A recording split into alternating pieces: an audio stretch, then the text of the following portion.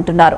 పంట కొనుగోలులో జాప్యం జరగడంతోనే ఈ పరిస్థితి ఏర్పడిందని ఆవేదన వ్యక్తం చేస్తున్నారు. ఇక ఉమ్మడి ఆదిలాబాద్ జిల్లాలో రైతుల దయనీయమైన పరిస్థితి మీద మా ప్రతినిధి సాయి కిరణ్ మరింత వివరాలు అందిస్తారు.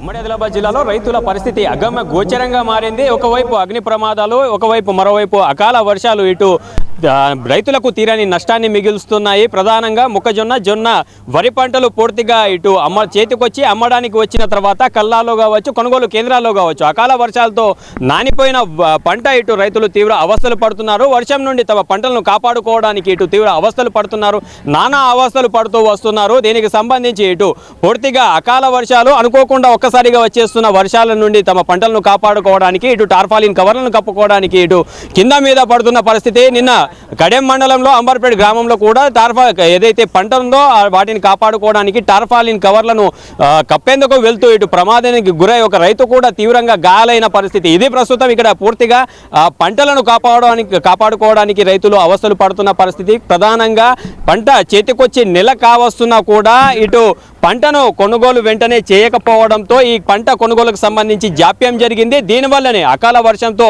పూర్తిగా ఎఫెక్టెడ్ అవుతున్నామని ఇటు రైతులైతే లబోదిబోమంటున్న పరిస్థితి. చాలా వరకు ఇప్పటికీ 30 రోజులు కావస్తున్న నేపథ్యంలో సెంటర్ కూడా చాలా ఆలస్యంగా పంట చేతికి వచ్చిన సమయానికి కొనుగోలు కేంద్రాలకు పంట వచ్చిన తర్వాత 20-25 రోజుల తర్వాత పంట కొనుగోలు అనేది సెంటర్ను ప్రారంభించారు. సెంటర్ ప్రారంభించిన తర్వాత కూడా వెంటనే ఇటు కాంట జరపకుండా ఇటు దాంట్లో కూడా జాప్యం జరిపి టెక్నికల్ కారణాలు చూపిస్తూ వెనువెంటనే ఇటు కొనుగోలును చేయకపోవడంతో జాప్యం అనేది జరిగింది. ఇప్పటికీ చాలా మంది రైతులు కూడా 30 రోజుల నుండి ఇటు పంట నిల్వల వద్దనే పడిగాపులు కాస్తున్న దయనీయమైన పరిస్థితి ఉందంటూ ఇటు రైతులు సైతం ఆవేదన వ్యక్తం చేస్తున్నారు. ఒక రైతున్నారు మనతో మాట్లాడడానికి. అన్న చెప్పండి, ఎన్ని రోజుల నుంచి ఇక్కడ మీ పంటను తీసుకొచ్చారు, ఎన్ని రోజులు పడిగాపులు కాస్తున్నారు, ఏముంది పరిస్థితి?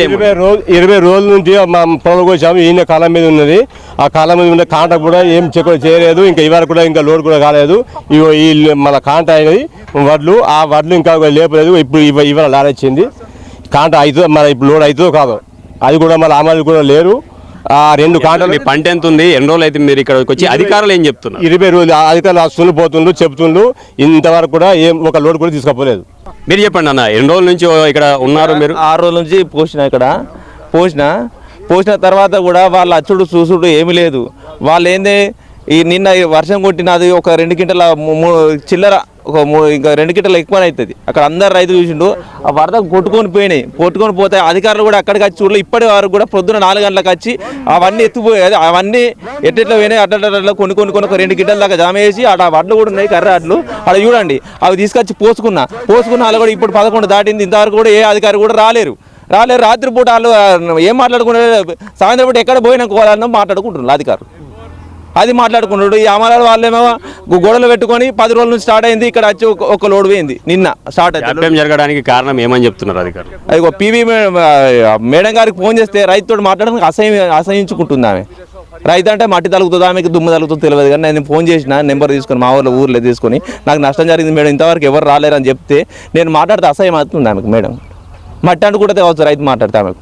ఇది రైతులు తమ ఆవేదన వ్యక్తం చేస్తున్నారు. కొన్ని రోజుల నుంచి పడిగాపులుగా వస్తున్నా కూడా అధికారుల నుంచి కనీస స్పందన ఉండడం లేదనేది ఆమె చెప్తున్నారు. మరో మహిళా రైతున్నారు. అమ్మ చెప్పండి, ఎన్ని రోజుల నుంచి ఉంది, ఏముంది పరిస్థితి? నెల రోజులైంది సార్, వచ్చు లేదు, పట్టించుకుని లేదు.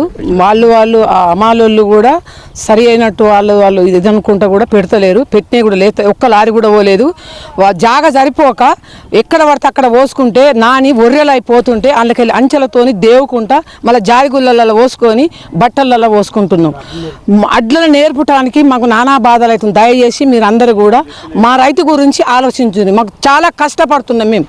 ఇది ఏ రైతును కదిలించిన కన్నీలే సమాధానంగా వస్తున్నాయి. మరో రైతు ఉన్నారు మనకు మాట్లాడడానికి. ఏముంది అంటే మీ బాధ ఏముంది, ఎన్ని రోజుల తర్వాత నుంచి ఇక్కడ? ఇది గవర్నమెంట్ నిర్లక్ష్యమా లేకపోతే అధికారుల నిర్లక్ష్యమా? ఈ అడ్లు ఇదవుతుంది, మరి గవర్నమెంట్ పట్టించుకుంటలేదా? మరి ఈ అధికారికి ఇటు అశ్రద్ధ ఎత్తుండ. అసలు ఎంత లబాలిబా మొత్తుకున్నా అసలు పట్టించుకుంటూ లేడు. నా ఒక 200 బస్తాలు అయితే ఆ 200 బస్తాలు అయితే సగం దడిచిపోయినాయి. హైకోపలు అడిగితే అత్తరు ఎమ్మరు వచ్చి చూసిపోతాడు, హైకోపలు వచ్చి చూసిపోతారు. మరి గవర్నమెంట్ నిర్లక్ష్యమా లేకపోతే అధికారుల నిర్లక్ష్యమా? మరి ఎందుకు తీసుకుపోతలేరు? ఇప్పుడు ఎందుకు తీసుకుపోతారు? ఇలా పాట కొట్టిన లొల్లి పెట్టుకుంటే లారీ పంపిళ్ళు. ఇది ఎన్ని రోజులే, నెల రోజులే కోసి అన్ని మ్యాచ్లు వచ్చినాయి అడ్లన్నీ, మొత్తం మ్యాచ్లు వచ్చినా పట్టించుకుంటూ లేడు.